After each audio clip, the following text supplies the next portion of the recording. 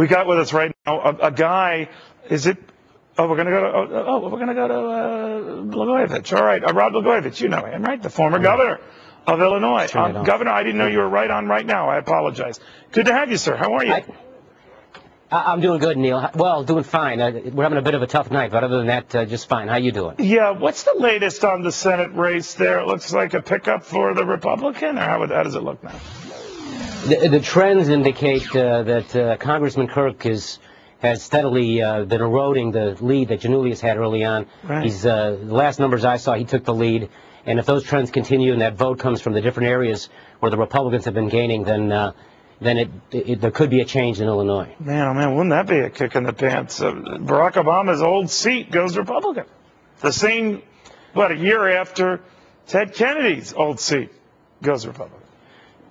Well, I think a couple of things are obvious. Number one, 2 years ago, we Democrats were elected on a mandate of change and hope.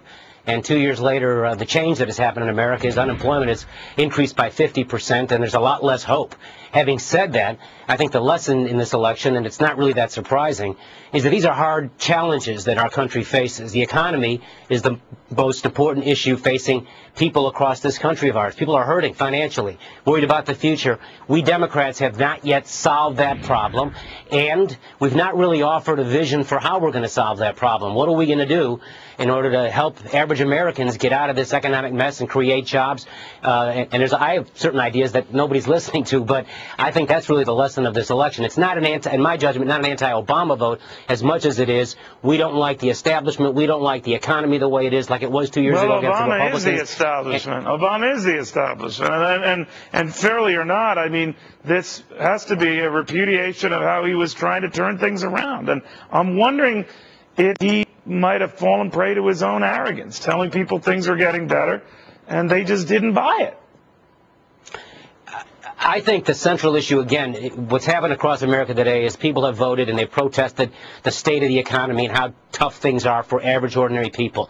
The Democrats, my fellow Democrats, haven't solved the problem, and we have yet to offer a vision for how to solve the problem. President Obama is the most responsible for that. Having said that, you got to give him a chance. These problems weren't created overnight.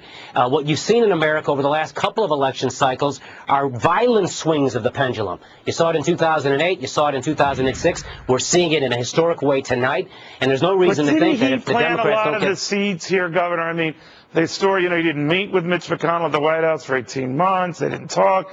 He has a sort of a chill relationship with John Boehner, who could very well be the next, and likely will be the next Speaker of the House, that he just seems arrogant and petty. No, I don't think that. In fairness to President Obama, and I don't want to be too partisan here, but the Republican leadership in the Congress chose simply to not work in a bipartisan way. Now, Governor Pawlenty, your previous guest, I think was right. For the Republicans now to capitalize on their big gains tonight, they need to solve problems. And I think there's a lesson from Congressman Gingrich back in 1994, one of your previous guests. Right. Don't block through gridlock a chance for progress to improve things. That's why Clinton was able to come back the way he did in 1996, as well as the fact that the economy came back.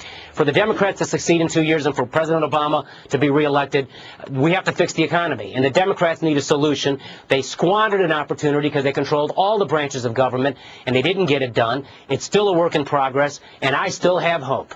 You know what's remarkable, Governor, and I've mentioned this to you before, with all the tension and all the problems you've had with the Obama administration, you take none of this out personally on the president. The whole Senate controversy and the court battle and everything else. You take none of that out personally on President Obama, do you? You know, we're all grown up. It's a tough business, politics. Harry Truman said, if you want a friend in Washington, get a dog. And when I was falsely accused of things and my fellow Democrats ran from me, I understood the magnitude of the politics. And in some respects, with President Obama being the first African-American president, being a historic figure, you can understand why he might want to run away from the fact that his administration was working with my administration on a political deal that would create 500,000 jobs in health care. That'll come out at the next trial. But I certainly understand the politics of that, and right. I can't hold him accountable by any means. He's acting in a political way, understandable. He's got a much bigger agenda than I do, and the thing he must do now is fix the economy. All right. Governor, thank you very much. Thanks for having me, Neil. Rod Blagojevich. All right, on the phone with us right now. You know your power.